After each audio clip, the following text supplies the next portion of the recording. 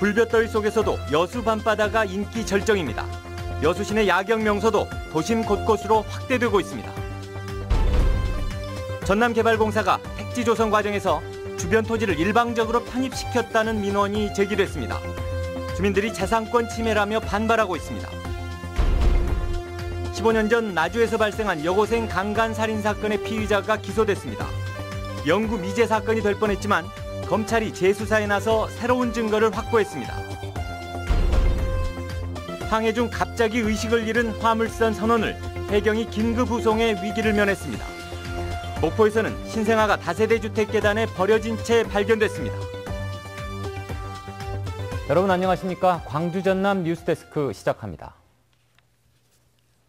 연일 폭염이 이어지는 가운데 오늘은 일부 내륙 지역에 갑작스런 소나기까지 내리면서 사고가 속출했습니다. 물놀이를 하던 6살 아이가 사경을 헤매고 있고 소나기로 불어난 물에 시민들이 고립되기도 했습니다. 윤근수 기자입니다. 항해 중인 화물선에서 의식을 잃고 쓰러진 선원을 해경이 헬기로 후송하고 있습니다. 실습 항해사인 19살 김모 씨는 오늘 새벽 6시쯤 여수시 삼산면 광도 남동쪽 6km 해상에서 갑자기 쓰러진 뒤 의식을 잃었습니다. 신고를 받고 출동한 해경이 경비정과 헬기를 동원해서 빠르게 후송한 덕에 김 씨는 건강을 회복하고 있습니다. 한낮에 폭염을 식혀주는 소나기가 한바탕 쏟아진 직후 광주천 다리 아래서 쉬고 있던 73살 이모 씨 등 3명이 갑자기 불어난 물에 고립됐습니다. 이들은 119의 도움을 받아서 30여 분 만에 무사히 구조됐습니다. 어제 화순의 한 수영장에서 물에 빠진 6살 김모 군은 이틀째 사경을 헤매고 있습니다. 경찰은 김 군이 성인용 풀에서 물놀이를 하다가 사고를 당한 것으로 보고 정확한 사고 경위와 함께 수영장 측의 과실 여부를 조사하고 있습니다. MBC 뉴스 윤근수입니다. 여수 바다수영대회에서 2명이 숨진 사고와 관련해 해경이 수사에 착수했습니다. 여수해양경비안전선은 어제 여수 가망만배 전국 바다수영대회 참가자 사망 사고와 관련해 대회를 주최한 대한수영연맹 관계자 등을 불러 조사하고 있습니다. 해경은 대회 관계자들이 안전관리를 제대로 지켰는지 여부와 사고 당사자들이 착용한 고무수트에는 문제가 없었는지를 집중 조사하고 있습니다. 오늘 오전 7시 10분쯤 목포시 연산동의 한 다세대 주택 계단에서 신생아가 버려진 채 발견됐습니다. 이불에 쌓인 채 발견된 남자 신생아는 119 구급대에 의해 병원으로 옮겨졌으며 생명에는 지장이 없는 것으로 전해졌습니다. 경찰은 주택가 인근에 설치된 CCTV를 분석하고 목격자와 주민들을 상대로 탐문 수사를 벌이고 있습니다. 나주 드들강에서 발생했던 여고생 강간 살인 사건이 장기 미제 상태로 남아 있었는데요. 전면 재수사에 나선 검찰이 새로운 증거들을 확보하면서 15년 만에 피의자를 기소했습니다. 김인정 기자입니다. 15년 전 겨울 한 여고생이 목이 졸린 채 나주 드들강 안에서 시신으로 발견됐습니다. 당시 범인을 찾지 못했지만 지난 2012년 피해자 몸속에서 나온 체액과 DNA가 일치하는 용의자가 발견됐습니다. 그러나 무기징역으로 이미 복역 중인 용의자가 성관계 사실은 인정하지만 피해자를 살해하지는 않았다고 부인하며 사건은 다시 미궁으로 빠졌습니다. 검찰과 경찰은 최근 이 사건에 대해 전면 재수사에 나서 법의학자로부터 새로운 의학적 소견을 확보했습니다. 당시 피해자 몸속에서 채취된 정액이 생리혈과 섞이지 않은 상태였고 이는 피해자가 성폭행을 당한 직후 살해된 것으로 보아야 한다는 취지입니다. 검찰은 피의자가 여고생이 숨진 날 다른 사람과 함께 찍은 사진도 피의자가 범행 은폐를 위해 보관해왔던 것으로 판단하고 있습니다. 검찰은 이런 새로운 증거들을 토대로 기소를 결정했습니다. 피고인이 피해자를 강간 후 살해하였다고 확신하고 검찰 시민위원회의 심의를 거쳐 금일 기소에 이르게 된 것입니다. 검찰의 이번 기소에 따라 나주 드들강 여고생 살인 사건은 15년 만에 법정위에 올려지게 됐습니다.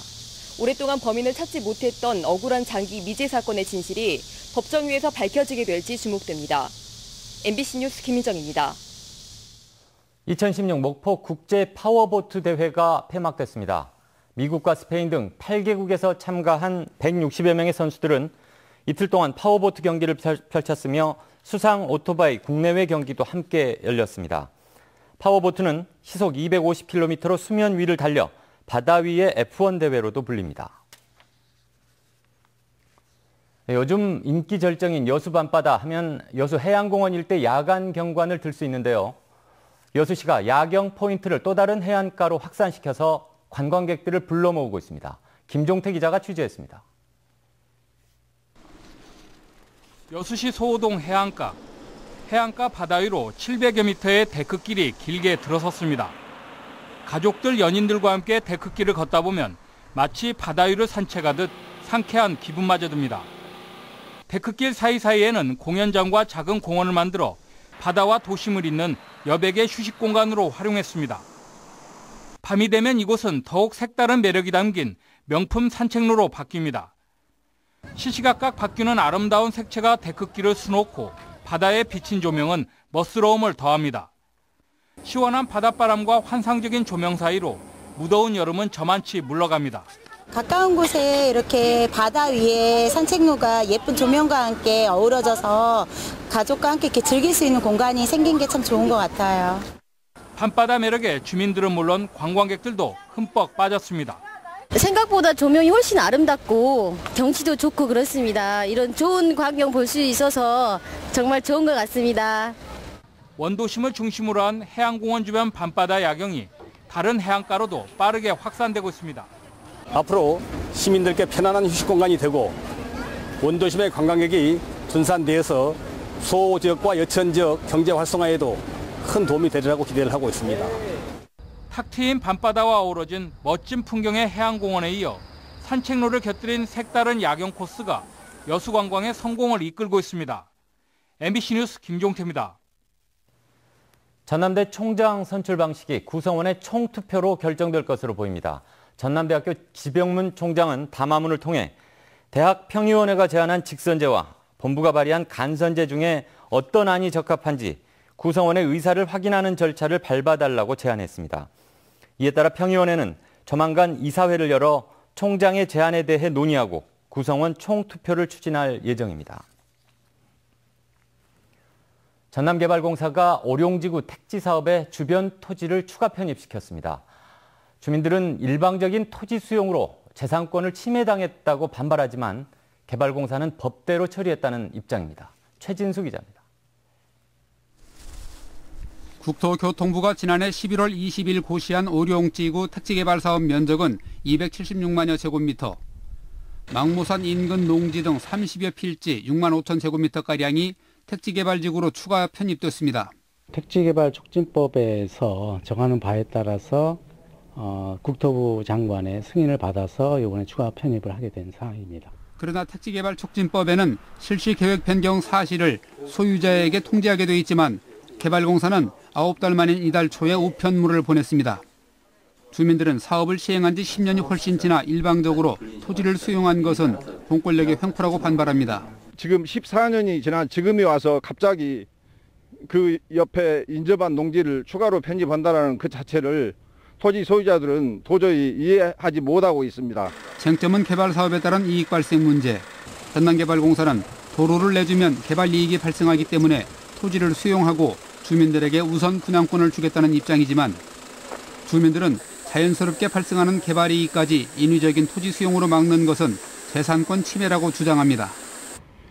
주민들은 추가 편입된 토지가 개발지역에서 빠질 때까지 계속 투쟁한다는 방침이어서 마찰이 쉽게 가라앉지 않을 것으로 보입니다.